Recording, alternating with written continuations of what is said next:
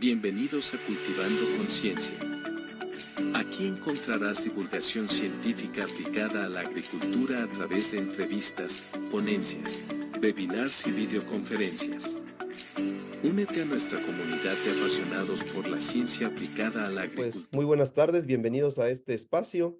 El día de hoy nos encontramos con un invitado muy distinguido, el doctor Eulogio de la Cruz Torres, profesor investigador del Instituto Nacional de Investigaciones Nucleares, que muy amablemente aceptó la invitación para hablarnos acerca del quehacer científico que realiza en su institución y además, de manera general, qué es lo que hace el Instituto Nacional de Salud Pública, es una de las instituciones más antiguas aquí de nuestra república, y además cómo es que nosotros como alumnos o como profesores podemos colaborar con este instituto que tiene equipos que no se consiguen en cualquier lugar. Doctor Eulogio, bienvenido y muchas gracias por aceptar la invitación. Maestro Gamaliel, qué gusto saludarle. Realmente le agradezco la posibilidad de difundir entre las personas interesadas lo que es nuestra institución, el Instituto Nacional de Investigaciones Nucleares. Bueno, voy a proceder a presentarme, maestro. Yo soy, como bien lo ha dicho usted, el doctor Eulogio de la Cruz Torres. Soy ingeniero agrónomo egresado de la Universidad Autónoma de Chapingo. Tengo una maestría en ciencias por parte de la Universidad Autónoma del Estado de México. Es una maestría en ciencias en fitomejoramiento. Y después realicé también estudios de doctorado en ciencias agropecuarias y recursos naturales, también en la Universidad del Estado de México. He realizado diversas estancias de investigación en instituciones como la Brigham Young University en los Estados Unidos.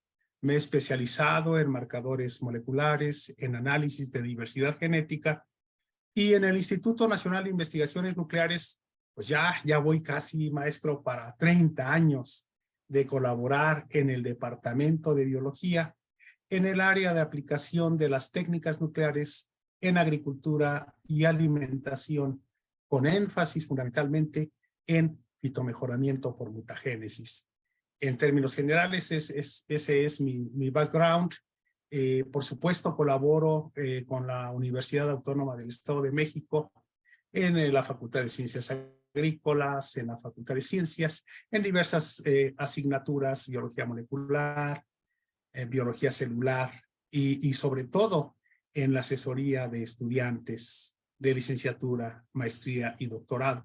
De la misma manera que colaboramos con el colegio, con la Universidad Chapingo, con el Tecnológico de Roque, maestro. Y bueno, nos encanta también trabajar con el Tecnológico de los Reyes, allá en Michoacán. Doctor, me gustaría que nos hablara un poco de qué es el ININ y dónde se encuentra principalmente para empezar a conocerlo. Nuestro instituto se encuentra en La Marquesa, en el Estado de México, una zona realmente hermosa. Anteriormente, por supuesto, estaba lejos de la ciudad. En la actualidad se ha estado conurbando, pero es una zona de protección, una zona boscosa protegida. Y ahí se encuentra nuestro instituto, a 30 kilómetros de la Ciudad de México, también a 30 kilómetros de la ciudad de Toluca. El Instituto Nacional de Investigaciones Nucleares surgió y se fundó por ahí por 1956. Sus orígenes se remontan a la Comisión Nacional de Energía Nuclear. Todos sabemos que después de la Segunda Guerra Mundial hubo una preocupación porque los efectos fueron devastadores de esa guerra por promover los usos pacíficos de la energía nuclear. Y en México se desarrollaron las ciencias nucleares y, como mencioné, 1956 se forma la Comisión Nacional de Energía Nuclear, que después, en 1960, pues ya se establece como Centro Nacional de Energía Nuclear. Ese es nuestro instituto, un instituto cuya misión es promover los usos pacíficos de la energía nuclear en los diferentes ámbitos de desarrollo, tanto la investigación como la aplicación. Entonces, desde esa perspectiva, pues en el instituto se tienen áreas muy importantes de investigación en física nuclear, en química nuclear, en aplicación de tecnologías nucleares a la industria. las gammagrafías, la radiografía industrial, las fuentes de radiación que se utilizan. También tenemos una fuerte presencia en la cuestión de la medicina nuclear, maestro. Imagínese usted, más del 80% de los fármacos que se utilizan para el combate o el tratamiento del cáncer se producen en nuestro instituto. También en el ámbito de la salud tenemos un banco de tejidos radioesterilizados que provee de este tipo de materiales para el tratamiento de quemaduras pues a todos los hospitales. Entonces, ese es un área muy importante, aplicación de las técnicas nucleares a la salud. Ya mencioné la industria. Por supuesto, nuestra institución da un apoyo muy fuerte en investigación y servicio a la central nucleoeléctrica de Laguna Verde. Entonces también se coadyuva en aplicaciones energéticas, ¿verdad? Y en investigaciones tendientes a la búsqueda de nuevos materiales energéticos, el hidrógeno, etcétera. Entonces es otra de las aplicaciones, ya dijimos física, química, también electrónica, programas para control de las cuestiones de la medición de la radiación, y también tenemos una fuerte presencia en la cuestión del estudio de la nanotecnología, la ciencia de los materiales. Sabemos que en la actualidad la ciencia de los materiales está teniendo un gran auge, muchas aplicaciones, y en el instituto contamos, como usted bien lo mencionó, con infraestructura de primer nivel en el área de microscopía. Microscopía electrónica de barrido, microscopía electrónica de transmisión, microscopía electrónica de bajo vacío, que eso es muy bueno. En nuestros trabajos, por ejemplo, de aplicación en la agricultura, pues podemos aplicar radiación y después ver cómo va emergiendo la raíz, cómo va emergiendo el tallo, la plúmula, y vamos observando el efecto de la radiación. Podemos medir, hacer mediciones de tamaño de células, etcétera, pero con la gran diferencia de que no se requiere una preparación previa de la muestra, como en muchos casos que hay que hacer una inmersión, sino simplemente se corta el tejido que queremos observar, y por esa característica de ser un microscopio de bajo vacío, se coloca y se puede observar perfectamente. Estas son algunas de las áreas en las cuales nuestra institución colabora y está coadyuvando al progreso de nuestro país. Ahora, es muy importante destacar, maestro Gamaliel, si me permite, que México forma parte del grupo de países que suscribieron en la ONU la formación del Organismo Internacional de Energía Atómica. México es miembro fundador. Y como miembro fundador de este Organismo Internacional de Energía Atómica, con sede en Austria, Viena, tiene una participación notable en esta instancia plurinacional y forma parte de diferentes grupos, de diferentes proyectos, particularmente, por ejemplo, en nuestro caso, estamos involucrados en los acuerdos regionales de cooperación para la promoción de los usos pacíficos de las tecnologías nucleares en América Latina. Entonces ahí organizamos grupos de investigación en diferentes áreas, agricultura, por supuesto, pero también hay de medicina, en radiobiología, etcétera. Entonces, eso es nuestro instituto, es una institución vasta, somos cerca de 700 profesionales dedicados a la investigación en la aplicación de las técnicas nucleares, maestro. Nos interesa mucho que nos hable ahora acerca del área en particular de biología que usted está ahí al frente. ¿Qué es lo que hacen? ¿Cómo se puede aplicar? ¿De qué forma se puede aplicar la radiación a la generación de variedades, a la generación de nuevas pues generar variación en las plantas para poder aprovecharlo en los programas de mejora genética? ¿Y en qué plantas usted ya ha tenido experiencias exitosas que hayan obtenido algunas variedades? Sí, es importante destacar que, bueno, así como mencionamos diferentes campos de la ciencia, la química, la física, los nanomateriales, bueno, el área de la biología dentro del instituto también tiene su preponderancia, porque, por ejemplo, se hacen investigaciones muy importantes en cuestión de dosimetría biológica. Quiero decir que, bueno, los organismos vivos, los seres humanos pueden estar expuestos a la radiación y tiene que haber formas de cuantificar, de medir, de poder ver los efectos de esa radiación. Todos hemos sido testigos en la historia reciente de accidentes en algunos países y bueno, hay que tener elementos de evaluación del daño que pudiera causar. También es importante destacar que también mismo en el Departamento de Biología se hacen estudios, por ejemplo, sobre el cáncer, sobre nuevos fármacos contra el cáncer. Usted seguramente ha visto, tenemos ahí varios laboratorios, algunos utilizan a Drosophila como un organismo modelo, pues por todas las características que tienen los organismos modelos y particularmente Drosophila. También hay un laboratorio relacionado con temas afines que utiliza como modelos biológicos a los ratoncitos. Hay un departamento de microbiología también para estudiar los mecanismos de acción y reparación del daño genético. Y usted lo mencionó acertadamente, pues estamos también nosotros en el Departamento de Biología en los proyectos de fitomejoramiento por mutagénesis. El fitomejoramiento por mutagénesis inició en nuestro instituto por ahí de 1970. Se empezaron a hacer promociones del uso de las tecnologías nucleares para obtener mejores variedades. Lógicamente es una tecnología nueva. En esos tiempos, en los 60, 70, estaba como en su apogeo. Muchas instituciones nacionales se incorporaron a hacer algunos ensayos con algunas especies como es el haba, la papa, el trigo, y efectivamente el doctor Tarcisio Cervantes fue el que liberó las primeras 2 variedades obtenidas por aplicación de radiación en México de trigo, que una se llama Centauro y otra Bajío Plus. La investigación ha continuado y en la actualidad, gracias a las investigaciones y al apoyo que nuestro instituto ha dado a diferentes instancias de investigación, tenemos ya 11 variedades liberadas por mutagénesis, maestro Gamaliel, lo cual es muy importante. Esto hace que México sea líder en mejoramiento genético, como usted lo mencionó, junto con Argentina, junto con Perú y con Chile. Son los países que van a la vanguardia en el mejoramiento por mutagénesis.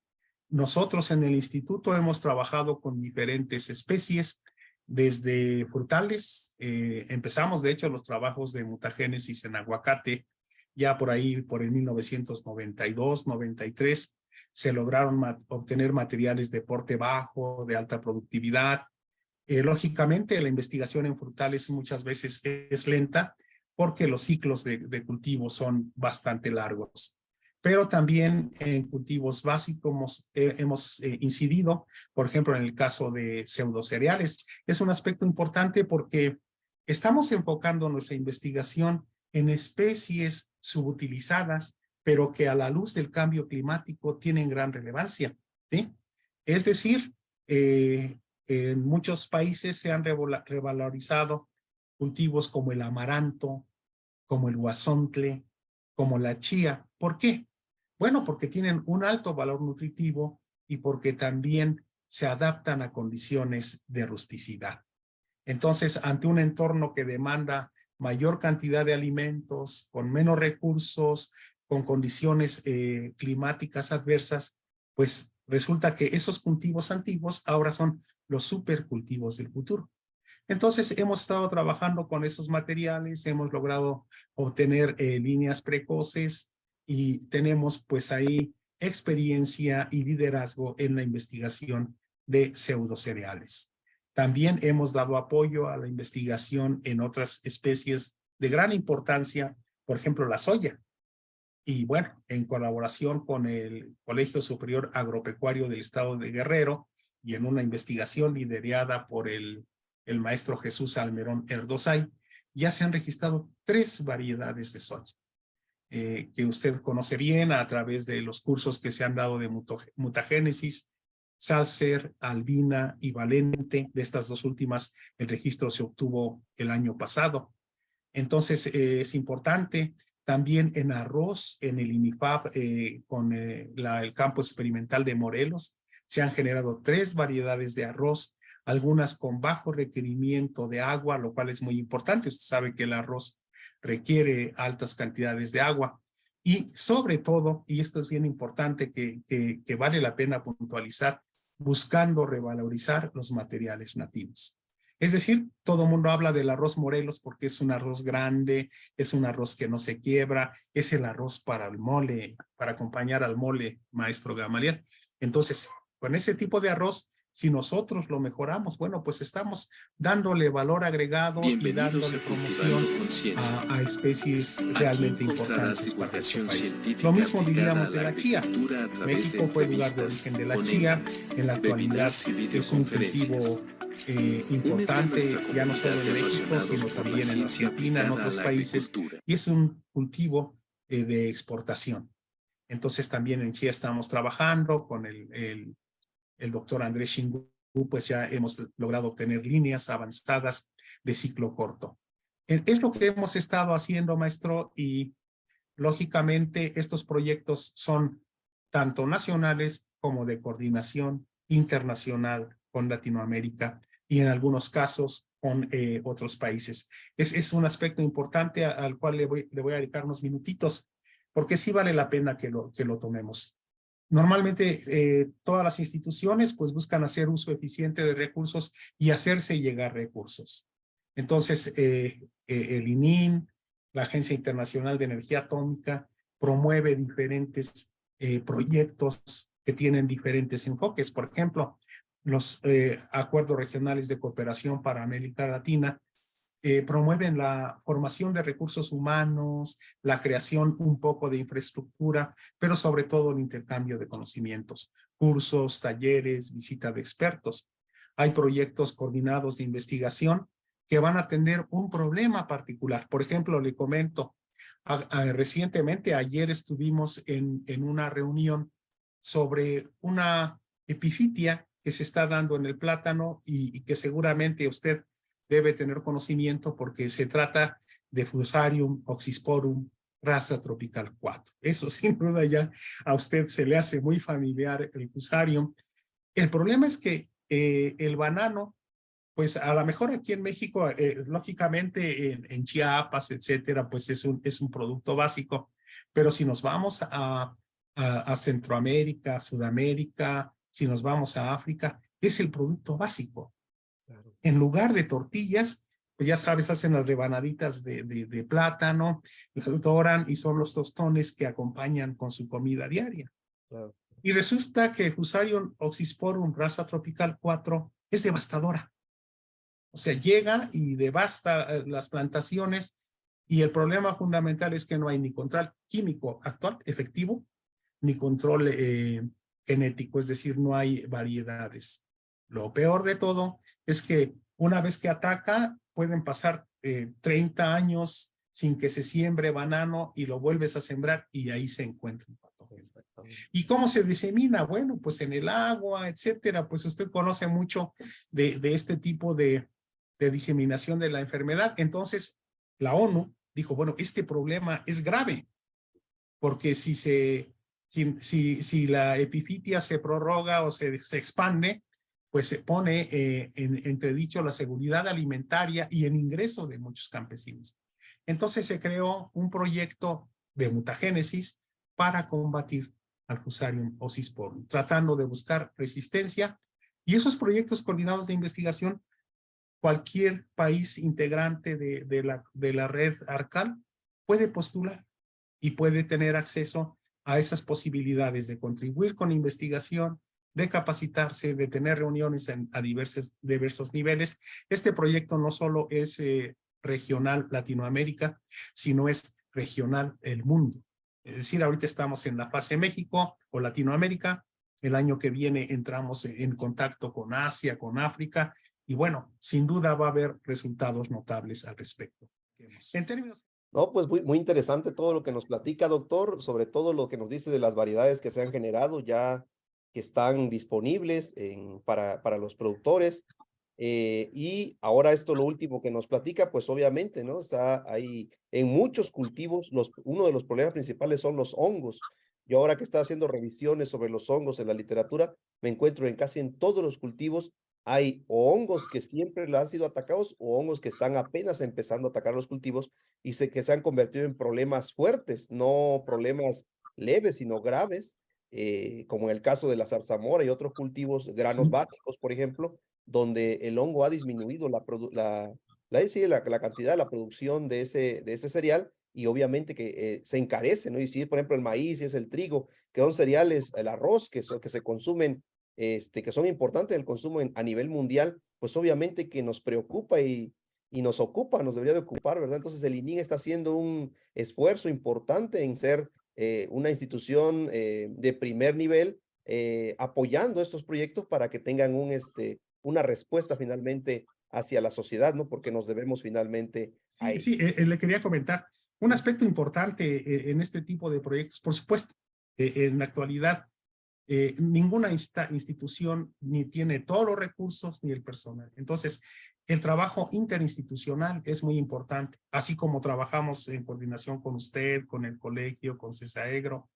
En el caso, por ejemplo, de Fusarium Nuxisporum, tenemos un fuerte apoyo y nos sentimos muy respaldados por el INIFAP, con la experiencia del maestro Carlos Avendaño Arrasate, de sus fitopatólogos, el doctor Misael Bolaños, con la gente de Senacica, de protección fitosanitaria. Entonces, yo pienso que un aspecto importante es siempre buscar la vinculación institucional. Eso nos da mucha fortaleza para afrontar los problemas que vienen, que son muy grandes y que cada vez los recursos son reducidos. Bien, doctor, muy interesante. Fíjese, sí, le quiero preguntar, porque usted dice que han generado variedades. Sobre todo esas variedades han generado, de luego que producen alimentos, ¿verdad? Y alguien podría pensar, bueno, esos alimentos vienen de plantas irradiadas, de material irradiado. ¿Me pudiera a mí hacer daño ese material una variedad que ha sido generada por mutagénesis radioinducida en este caso? ¿Me podría a mí perjudicar ese alimento o cómo está el asunto ahí, doctor? Es una pregunta muy interesante porque si se habla de mutagénesis, ya es un término raro, mutagénesis, pero aquí hay que destacar algo. Realmente la evolución de todos los seres vivos se ha dado con base en las mutaciones. Es decir, si no hay variabilidad, si no hay diversidad, pues lógicamente ante cualquier factor externo deleterio, pues las poblaciones sucumben. Entonces, las mutaciones son los que permiten que los organismos evolucionen. Claro, hay mutaciones deleterias y mutaciones benéficas. Las que sobreviven, pues son las benéficas, ¿verdad? Entonces, cuando nosotros aplicamos mutagénesis, realmente estamos haciendo lo que la naturaleza en mucho espacio de tiempo realiza por sí misma. Es decir, nosotros estamos ayudando un poco a la naturaleza. Decía en paz descanse el doctor Abraham Rublo, le estamos dando cartas a la naturaleza para que realice el juego de la evolución en un proceso completamente natural. Entonces, un material generado por mutagénesis, bueno, por supuesto se tiene que evaluar en relación a su calidad, a los atributos que decimos que hemos mejorado, a su valor alimenticio, etcétera, pero por ningún concepto puede significar algo dañino para el consumidor. En realidad, para darle una idea, más de la mitad del arroz que se cultiva en Asia ha sido derivado de variedades obtenidas por mutagénesis. Entonces, no hay ningún riesgo. Es realmente un poquito acelerado el proceso de inducción de variabilidad, pero no hay ningún riesgo para la salud. Muy bien, qué interesante su respuesta, doctor, porque sí hay dudas con respecto a la generación de este tipo de plantas y luego ya de alimentos, ¿verdad? Bueno, doctor, a mí me gustaría que nos hablara un poco de qué instituciones o cómo nos podemos acercar al ININ, bajo qué mecanismo, por ejemplo, una escuela que quiera llevar a los alumnos a visitar, cómo le puede hacer un estudiante de licenciatura que quiera ir a hacer alguna práctica o alguna estancia con ustedes, o alguno de posgrado, cómo es el mecanismo, cómo le podemos hacer para acercarnos al ININ, para conocerlo, para saber lo que ahí hacen y para que este conocimiento se difunda? Es una pregunta muy interesante y como mencioné, una de las misiones o de las misiones principales es promover el uso de las tecnologías nucleares con fines pacíficos para el desarrollo. Así que la vinculación con instituciones, con personas, es muy importante para nosotros. Tenemos un fuerte programa de vinculación y que va desde la captación de estudiantes para estudios, bueno, servicio social, prácticas profesionales, estancias de investigación. Existe un programa de becas para tesis de licenciatura, maestría y doctorado. Entonces, ¿cómo se puede hacer para acceder? Bueno, usted por ahí seguramente en algún momento va a colocar el video del ININ, pero hay una página www.inin.gov.mx y ahí está misión, visión, objetivos, contacto. Y ahí dice, si quieres hacer prácticas, etcétera, contáctate con el departamento de capacitación y promoción y se te dan ahí todos los requerimientos. ¿Qué se requiere? Bueno, de lo que yo recuerdo, por supuesto, y este es un aviso para los muchachos que están estudiando, para poder optar a beca, pues un promedio mínimo de 8, ¿verdad? Y bueno, hacer un proyecto, etcétera. Como usted bien dice, si un grupo dice, bueno, vamos a salir de viaje a México y vamos a pasar al ININ, simplemente también se contactan con el departamento de capacitación y ahí se les programa una visita guiada y si tienen suerte, recorren buena parte de las instalaciones e incluso hasta el reactor pueden entrar si está en posibilidades. Entonces, es una institución abierta, de brazos abiertos para que nos puedan visitar. Por supuesto, como en todas las instituciones, existen sus reglas, existe una agenda, etcétera, etcétera, pero todo mundo es bienvenido al instituto para conocer más sobre la aplicación de las técnicas en las ciencias nucleares. Muy bien, doctor, pues yo creo que eso sería muy bueno que los jóvenes, tanto de preparatoria como nivel universitario, los grupos, sobre todo de las que están aplicados al área de las ciencias, pues conozcan el ININ independientemente de la carrera que estén estudiando, porque la verdad que va abriendo el abanico de posibilidades, de visiones de nuestros alumnos y probablemente tenemos en nuestro grupo un futuro físico, ¿verdad? Y va al ININ, ve lo que se hace y bueno, se motiva y a partir de ahí nace pues un gran personaje para nuestro México, ¿no? Entonces yo creo que estimular a las juventudes, a los niños, a los jóvenes, a que se acerquen a la ciencia, a que no le tengan miedo, a que conozcan los procesos, creo que es algo que nos hace falta todavía mucho y yo creo que el ININ tendrá que jugar un papel importante en en recibir a estos grupos y dar la información pues científica necesaria para que se conozca cuál es el proceso y no tengamos miedo, ¿verdad? A veces le tenemos miedo a la tecnología, pero no por la tecnología, sino por el desconocimiento que tenemos sobre esta tecnología, ¿no? Entonces, pues fíjese, muy interesante lo que nos ha hablado de todas las áreas de este gran instituto de investigación como es el ININ.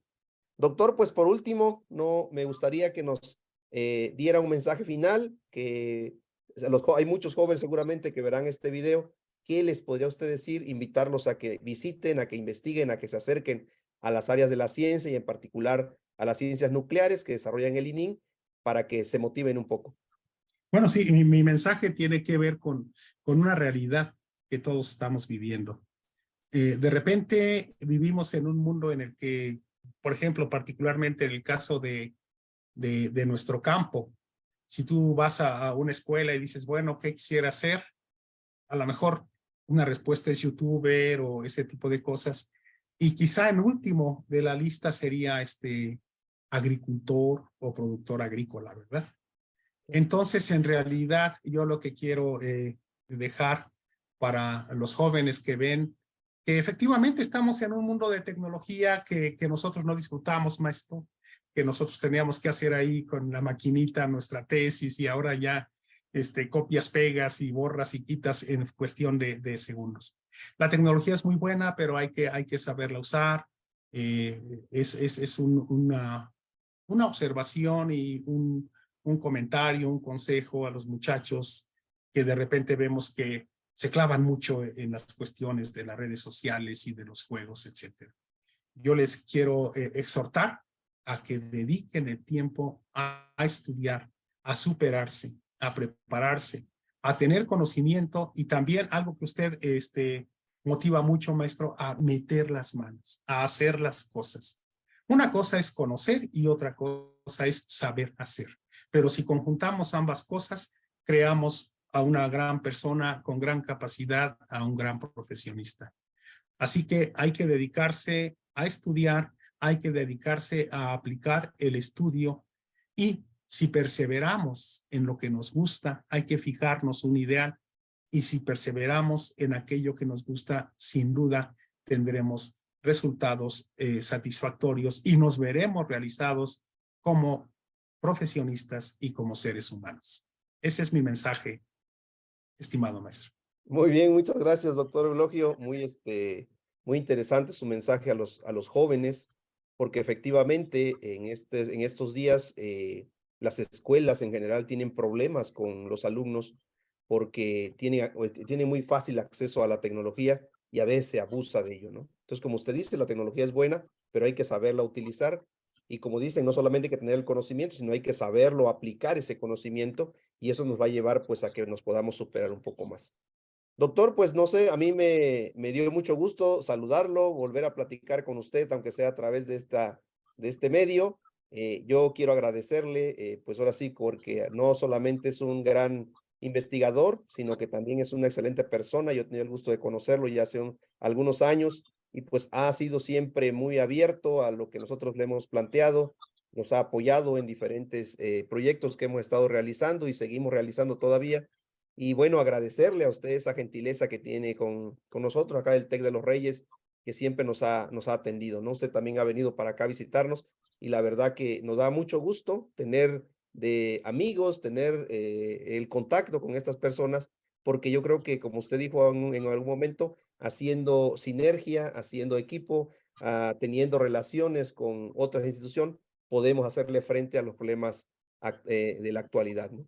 Pues no me resta a mí más que darle las gracias por haber compartido estas impresiones con nosotros y esperamos que no sea la primera ni la última, sino después nos explique un poco más a fondo, a detalle, sobre lo que es la radiación aplicada sobre toda la parte de la biología.